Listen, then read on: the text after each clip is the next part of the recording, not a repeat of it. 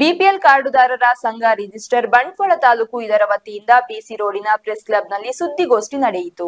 ಸಂಘದ ಅಧ್ಯಕ್ಷ ಮುತ್ತಪ್ಪ ಬಾಳ್ತಿಲ ಮಾತನಾಡಿ, ರಾಜ್ಯ ಕಾಂಗ್ರೆಸ್ ಸರ್ಕಾರ ಬಿಪಿಎಲ್ ಕಾರ್ಡುದಾರರಿಗಾಗಿ ಜಾರಿಗೊಳಿಸಿರುವ ಗ್ಯಾರಂಟಿ ಯೋಜನೆಗಳನ್ನು ಅಭಿನಂದಿಸಿದರು. ಈ ಯೋಜನೆಗಳಿಂದ ಬಡ ಕುಟುಂಬಗಳ ಬದುಕಿನಲ್ಲಿ ಸುಧಾರಣೆ ಕಂಡುಬಂದಿದೆ.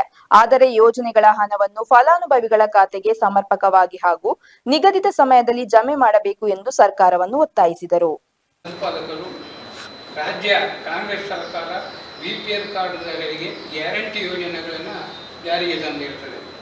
ಇದರಿಂದಾಗಿ ಬಡ ಕುಟುಂಬಸ್ಥರ ಜೀವನವನ್ನು ಸುಧಾರಿಸಲು ತುಂಬ ಅನುಕೂಲಕರವಾಗಿದೆ. ಅಲ್ಲದೆ ಬಡವರ ಬದುಕಿಗೆ ಒಂದು ಅಡಿಪಾಯ ಕೊಟ್ಟಂತಾಗಿದೆ. ಇದಕ್ಕಾಗಿ ಕಾಂಗ್ರೆಸ್ ಸರ್ಕಾರಕ್ಕೆ ನಾವು ಅಭಿನಂದನೆ ಸಲ್ಲಿಸುತ್ತೇವೆ. ಸರ್ಕಾರ ಗೃಹಲಕ್ಷ್ಮಿಯರ ಖಾತೆಗಳಿಗೆ ಪ್ರತಿ ತಿಂಗಳು ಹಣ ಜಮೆ ಮಾಡ್ತಿದೆ. ಆದರೆ ಗೃಹಲಕ್ಷ್ಮಿಯರ ಖಾತೆಗಳಿಗೆ ತಿಂಗಳ ಮಧ್ಯೆ ಜಮೆ ಆಗುವುದಿಲ್ಲ. ಒಂದೊಂದು ತಿಂಗಳಿಗೆಲ್ಲ ಗ್ಯಾಪ್ ಆಗ್ತದೆ. ಸುಮಾರು ದೂರುಗಳು ಬರ್ತವೆ. ಇದರ ಬಗ್ಗೆ ಸರ್ಕಾರ ಪರಿಶೀಲಿಸಬೇಕು.